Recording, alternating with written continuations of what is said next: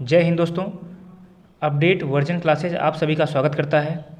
दोस्तों, आज हम कृषि के बारे में पढ़ेंगे, क्योंकि जीएस के पोर्शन में इस टॉपिक से मैक्सिमम क्वेश्चन देखने को मिलते हैं। तो आइए शुरू करते हैं। एग्रीकल्चर शब्द की उत्पत्ति लैटिन भाषा के दो शब्दों से हुई है। एग्री अर्थात मृदा तथा कल्चर अर्थात कृषि। भारत में ऋतु आधारित प्रमुख फसलें एवं बुवाई। आइए इसके बारे में पढ़ लेते हैं। रबी की फसल।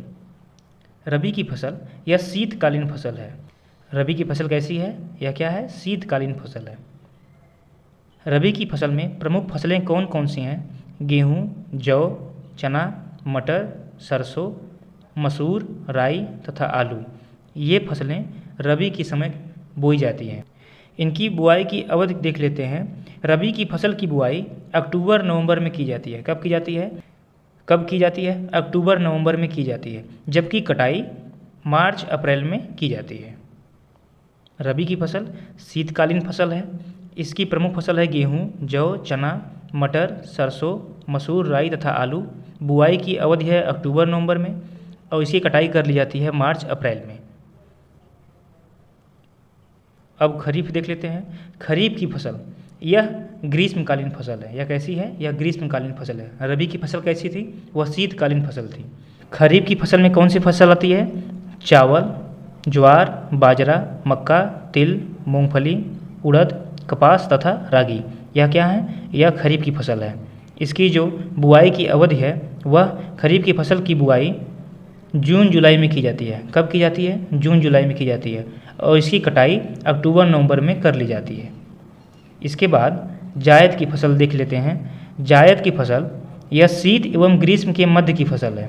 कब की है? शीत एवं ग्रीष्म के मध्य की फसल है। इसकी प्रमुख फसलें हैं तरबूज, खरबूज, ककड़ी, खीरा, भिंडी आदि विभिन्न प्रकार की सब्जियों की खेती इसी जायद फसल में की जाती है।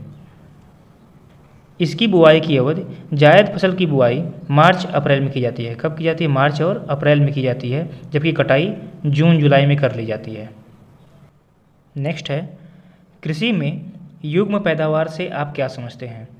मतलब युग्म पैदावार किसे कहा जाता है? तो विभिन्न मौसमों में दो फसलें उगाना ही क्या है? युग्म पैदावार है। विभिन्न मौसमों में दो फसलें उगाना ही क्या है? युग्म पैदावार कहलाता है। आगे नेक्स्ट है, मिश्रित खेती की प्रमुख विशेषता क्या है? मिश्रित खेती की प्रमुख विशेषता क्या है? तो पशुपालन और कृषि उत्पादन को एक साथ करना ही क्या कहलाता है? मिश्रित खेती या मिक्स्ड फार्मिंग कहलाता है। मतलब पशुपालन और कृषि अगर कोई व्यक्ति एक साथ कर रहा है, कोई किसान पशुपालन के साथ साथ कृषि भी करता है, तो वह मिश्रित खेती की श्रेणी में आता है। भारत में रासायनिक उर्वरकों के दो सबसे बड़े उपभोक्ता राज्य कौन से हैं? तो वह हैं उत्तर प्रदेश और महाराष्ट्र। उत्तर प्रदेश एवं महाराष्ट्र रासायनिक उर्वरक के सबसे बड़े उपभोक्ता हैं।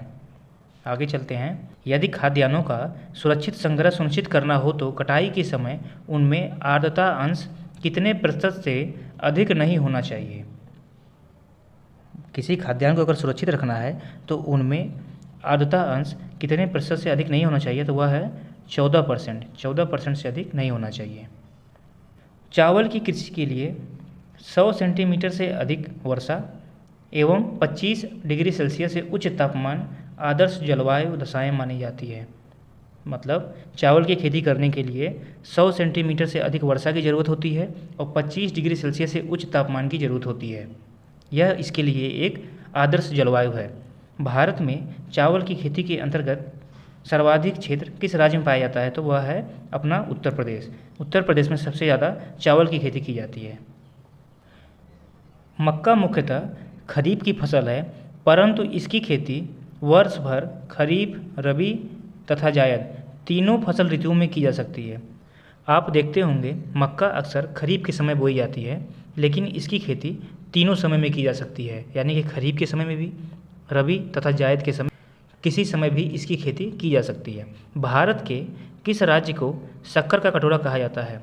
तो वह कहा जाता है bowl of sugar, Uttar Pradesh को। भारत की प्रमुख खाद्यान्न फसल कौन सी है? तो भारत की प्रमुख खाद्यान्न फसल है चावल। कौन है? चावल। ग्रीन गोल्ड किसकी किस्म है? ग्रीन गोल्ड किसकी किस्म है? तो यह है चाय की। भारत में सर्वाधिक काजू का उत्पादन कौन सा राज्य करता है? भारत का सर्वाधिक काजू उत्पादक राज्य कौन सा है? तो सबसे ज़्यादा काजू कहाँ पाया जाता है? महाराष्ट्र में पाया जाता है। भारत में काला सोना यानी ब्लैक गोल्ड के रूप में कौन सा मसाला जाना जाता है? तो काली मिर्च को ही क्या कहा जाता है? काला सोना कहा जाता है। इसको काली मिर्च को। ललित किस फसल की उन्नत किस्म है? ललित किस फसल की उन्नत किस्म है? तो यह है अमरूद की। यह एक अमरूद की प्रजाति है जिसका नाम है ललित। भारत में सोयाबीन का अग्रणी उत्पादक राज्य कौन सा है? सोयाबीन का अग्रणी उत्पादक राज्य महाराष्ट्र है। भारत में सबसे ज़्यादा सोयाबीन कहाँ पाया जाता है? महाराष्ट्र में पाया जाता है। कौशल किस फसल की उन्नत प्रजाति है? कौशल जो है मूंगफली की उन्नत प्रजाति है। सर्वाधिक विदेशी मुद्रा किस नकदी फसल के निर्यात से प्राप्त होती है? सर्वाधिक विदेशी मुद्रा किस नकदी फसल के निर्यात से प्राप्त होती है? तो वह है चाय। चाय के निर्यात से ही सबसे ज़्यादा विदेशी मुद्रा प्राप्त होती है। दोस्तों, आप पाएंगे कि इनमें से बहुत सारे क्वेश्चन एग्ज़ाम में मिल जाते हैं, क्योंकि कृषि एक ऐसी टॉपिक है जो किसी भी एग्ज़ाम में जीएस के पोर्शन में यहाँ से 2 से 3 क्वेश्चन आ ही जाते हैं। नेक्स्ट है, हरित क्रांति का जनक किसे कहा जाता है? तो हरित क्रांति का जनक नॉर्मन अर्नेस्ट बोरलॉग को कहा जाता है। वह कहाँ के हैं? यूएसए के थे। यह बहुत बार पूछा हुआ है। हरित क्रांति का जनक नॉर्मन अर्नेस्ट बोरलॉग को कहा जाता है। हरित क्रांति से क्या अभिप्राय है? हरित क्रांति से क्या अभिप्राय है? तो हरित क्रांति का मतलब उच्च उत्पादकता वाले बीजों का प्रयोग कर उत्पादन को बढ़ाना है। तो उच्च उत्पादकता वाले बीजों का प्रयोग कर उत्पादन को बढ़ाना है। हरित क्रांति से पहले जितनी उपज हम कर पाते थे उससे आज कई गुना उपज अच्छे बीजों के प्रयोग कर पाते हैं।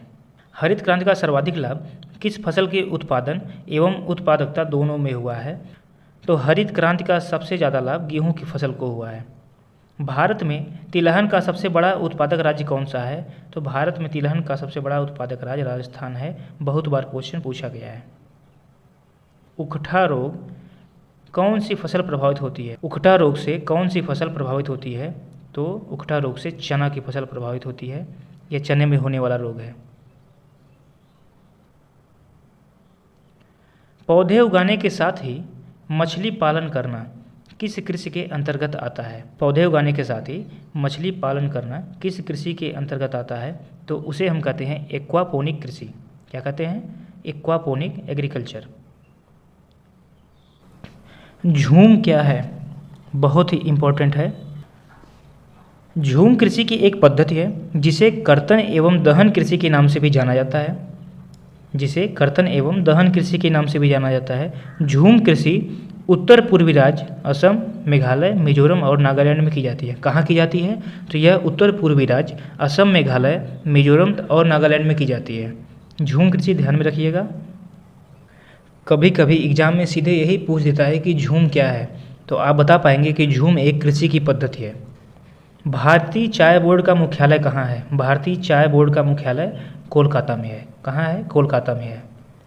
निर्वाह मूलक कृषि, निर्वाह मूलक कृषि के अंतर्गत किसका उत्पादन किया जाता है? तो निर्वाह मूलक कृषि के अंतर्गत मोटे अनाजों तथा चावल का उत्पादन किया जाता है। सीधे पूछ देगा कि निर्वाह मूलक के अंतर्गत कौन आते हैं, तो वो मोटे अनाज और चावल का उत्पादन इसके अंतर्गत किया जाता है। आगे हम देख लेते हैं कृषि उत्पादन से संबंधित महत्वपूर्ण क्रांतियाँ। इसे आप ध्यान दीजिएगा, कोशिश करिएगा कि आप इसे रट लें। चलिए देखते हैं क्रांति और कृषि। हरित क्रांति किससे संबंधित है? तो यह संबंधित है किससे? खाद्यान्न उत्पादन से। श्वेत क्रांति किससे संबंधित है? तो यह संबंधित है दुग्ध उत्पादन से। इसे आप कोशिश करके रट लीजिएगा क्योंकि यहाँ से सीधे एग्जाम में क्वेश्चन मिलते हैं। पीली क्रांति का संबंध किससे है? तो पीली क्रांति का संबंध है तिलहन उत्पादन से। भूरी क्रांति का संबंध किससे है? भूरी क्रांति का संबंध है उर्वरक उत्पादन से। गोल क्रांति का संबंध आलू उत्पादन से है। आगे देखते हैं। गुलाबी क्रांति का संबंध है झींगा और प्याज उत्पादन। झींगा उत्पादन और प्याज उत्पादन दोनों से संबंधित है कौन? गुलाबी क्रांति। लाल क्रांति किससे संबंधित है? तो लाल क्रांति मांस और टमाटर दोनों के उत्पादन से संबंधित है। ध्यान दीजिएगा, गुलाबी क्रांति झींगा और प्याज दोनों से संबंधित है, जबकि लाल क्रांति मांस और टमाटर उत्पादन दोनों से संबंधित है। नीली क्रांति मत्स्य उत्पादन से, मत्स्य मतलब कि मछली। रजत क्रांति किससे संबंधित है? तो रजत क्रांति अंडा उत्पादन से संबंधित है। अमृत क्रांति नदियों को जोड़ने की योजना है। अमृत क्रांति यह क्या है? यह नदियों को जोड़ने की योजना है। इसके बाद कृष्ण या काली क्रांति, तो इसका संबंध है खनिज तेल के क्षेत्र में आत्मनिर्भरता, मतलब पेट्रोलियम के क्षेत्र में आत्मनिर्भरता। फिर से देख लेते हैं इसको एक बार।